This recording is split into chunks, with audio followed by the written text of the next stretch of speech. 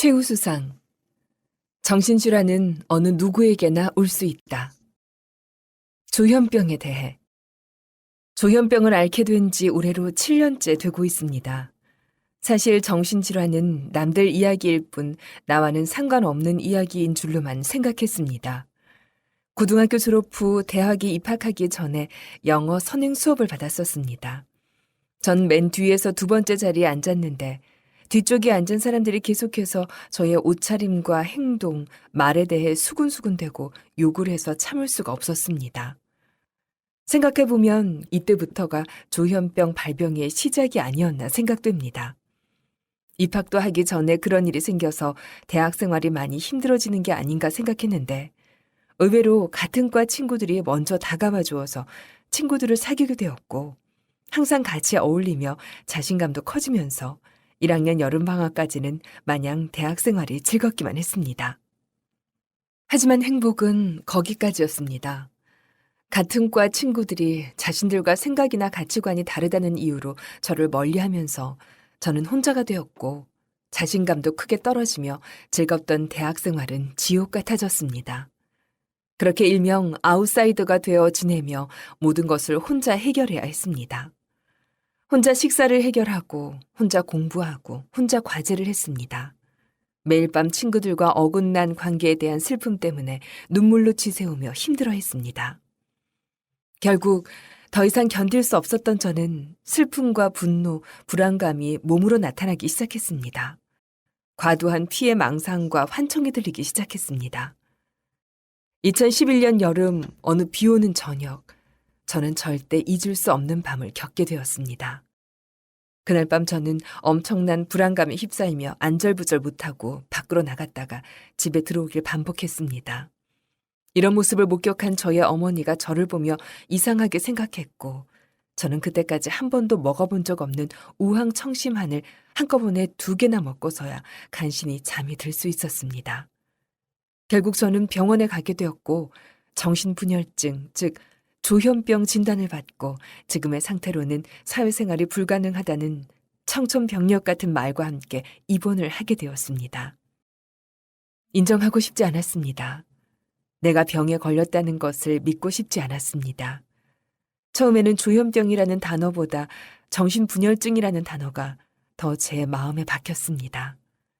정신분열증이라는 병명 자체가 제 상태가 아주 나쁘다는 것을 말해주는 것 같았고 동시에 정상적인 사람들이 저를 차별하고 이 병에 대해 편견을 가지고 있을 거라는 예상이 충분히 가능했습니다.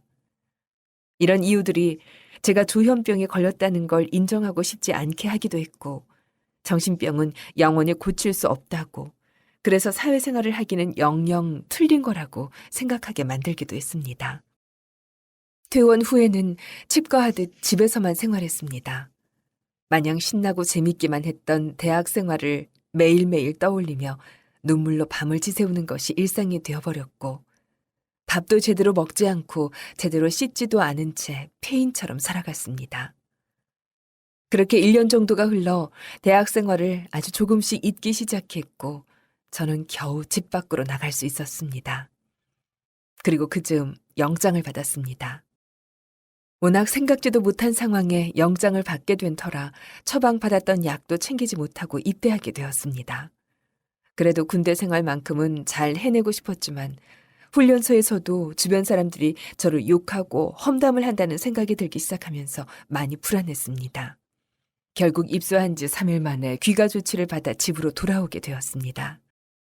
버스를 타고 집으로 돌아오는 내내 눈물이 났습니다. 군 생활마저도 적응하지 못하고 외면당했다는 생각에 너무 절망적이었습니다. 정상적인 군대 생활을 마치고 멋진 모습을 가족들에게 보여주고 싶었으나 그러지 못했다는 게 창피했고 입대하기 전에 하염없이 눈물을 흘리셨던 부모님을 떠올리니 너무 죄송했습니다. 이후 재신검을 받고 사회복무 판정을 받았으나 사회복무도 할 수 없는 상태라고 판단한 주치의 선생님의 권유로 정신장애 상급 판정을 받게 되었고 그렇게 군 생활은 정리되었습니다. 이후 다시 칩거 생활을 하며 사회생활도 못하고 군대 생활도 적응하지 못하는 제 자신을 원망했고 이런 마음에 대해 주치의 선생님과 상담을 하던 중 정신건강증진센터에 대해 알게 되었습니다. 정신건강증진센터 프로그램에 참여하며 저와 같은 정신과적 장애가 있는 분들을 만나 식사도 같이 하고 여러 가지 새로운 경험들을 하게 되었습니다. 그러면서 바깥에 나가는 게 조금씩 두렵지 않게 되었고 작지만 아르바이트와 관련된 여러 가지 일을 시도할 수 있게 되었습니다. 우연한 기회에 마트 아르바이트를 하게 되면서 완벽을 추구하다 뜻대로 되지 않으면 실망했고 사람들을 의식하느라 극심한 스트레스를 받게 되면서 아르바이트를 그만두고 다시 칩거하듯 지내던 중 누군가 감시하고 도청한다는 망상이 심해지면서 두 번째 입원을 하게 되었습니다.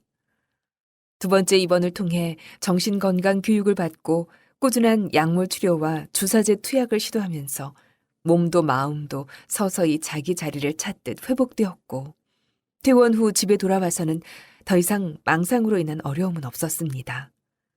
이후 정신건강증진센터의 안내로 구직활동을 제안받았고 한국장애인 고용공단을 통해 대학병원 인력 모집에 지원하여 인사복지팀에서 일할 수 있게 되었습니다. 더 이상 집 밖으로 나가는 것이 두렵지 않았고 꾸준한 약물 치료와 한 달에 한 번 주사제 투약도 유지하면서 거의 비장애인과 다를 바가 없을 정도로 많이 호전되었고 병도 재발하지 않고 지내고 있습니다. 직장을 다니게 되면서 해외여행도 갈 수 있는 여유가 되었습니다. 저는 작년 11월에 가족들과 함께 일본으로 2박 3일 첫 해외여행을 다녀왔습니다. 처음엔 새로운 환경에 적응하느라 힘들었지만 시간이 갈수록 적응해 나갔고 여행을 온전히 즐길 수 있었습니다. 여행에서 돌아오자마자 다시 일본 여행 계획을 짜고 누나와 함께 두 번째 일본 여행도 무사히 다녀올 수 있었습니다. 지금 되돌아 생각해보니 칩거하듯 집에서만 지냈던 제가 집 밖을 벗어나 정신건강증진센터로, 직장으로, 나아가 해외로까지 행동 반경을 넓힐 수 있었고 발병 초기에는 생각할 수도 없었던 일들을 지금 해내고 있습니다. 한편으로는 조금 더 빨리 병에 대해 인지하고 적극적으로 치료받고 센터 프로그램에 참여할 수 있었다면 힘들게 지나온 지난 시간들을 좀 더 단축할 수 있지 않았을까 아쉬운 마음이 들기도 합니다. 차별과 편견에서 벗어나기. 다른 사람들이 편견을 가지고 장애인을 바라보는 시각과 제 스스로 저의 장애를 바라보면서 가지는 제한적인 시각이 크게 다르지 않다는 것을 알게 되면서는 더 절망적이었습니다. 내가 병이 있다는 자체를 인정할 수는 없었지만 나는 장애인이다라는 생각이 체념하듯 뇌리에 박혀 스스로 한계를 짓고 있었던 것입니다. 사실 차별과 편견을 일상생활에서 경험하는 일은 오히려 더 흔치 않았습니다. 겉모습만으로는 비장애인과 크게 다르지 않기도 했고 센터 프로그램을 이용하고 치료를 유지하면서는 스스로를 장애인이라 생각하지 않고 행복함, 당당함, 즐거움, 편안함, 희망참 같은 긍정적인 마인드를 가지고 생활하려고 노력했기 때문이기도 합니다. 인사복지팀의 일원으로 직장생활을 하게 되면서는 마음가짐이 더욱 달라졌습니다. 처음에 어색함을 깨고 장애인이라도 일할 수 있다는 것을 보여주고 싶어 성실하게 일했고 함께 일하는 선생님들도 편견 없이 동료로 대해주면서 대화도 늘고 업무 수행 능력도 좋아지고 있다고 생각합니다. 크게 어렵지 않은 일일지 모르지만 최선을 다하는 모습으로 정신장애인이라도 업무 수행을 충분히 해내고 있다는 인정을 받을 수 있었고 동시에 저 스스로 제한을 두었던 저 자신에 대한 한계도 극복해낼 수 있었습니다. 치료와 회복. 조현병을 진단받고 첫 입원 치료를 마치고 퇴원한 후에도 거의 1년에 가까운 시간을 집에서만 지냈습니다. 이런 제가 집 밖으로 나갈 수 있게 된 건 가족들의 지속적인 격려와 주치의 선생님을 통해 알게 된 정신건강증진센터에서의 프로그램을 이용하면서부터였습니다. 정신건강증진센터를 처음 알게 되고 센터를 통해 다른 회원들과 같이 교육도 받고 상담도 받을 수 있었습니다. 조금씩 세상을 향해 마음의 문을 열게 되었고 바깥 세상과 소통하기 위해 집 밖으로 나가기 위한 이유들을 만들기 시작했습니다. 좋아하는 연예인의 팬사인회나 콘서트에 가기도 하고 증상이 악화되어 두 번째 입원의 원인이 되기도 했지만 아르바이트도 하게 되었습니다. 두 번째 입원 생활 중에는 정신건강 교육을 포함한 병동내 활동에 적극적으로 참여하며 지냈고, 주치의 선생님이 추천해 주신 책을 통해 내 자신의 병에 대해 인정하고 받아들이는 중요한 계기가 되기도 했습니다.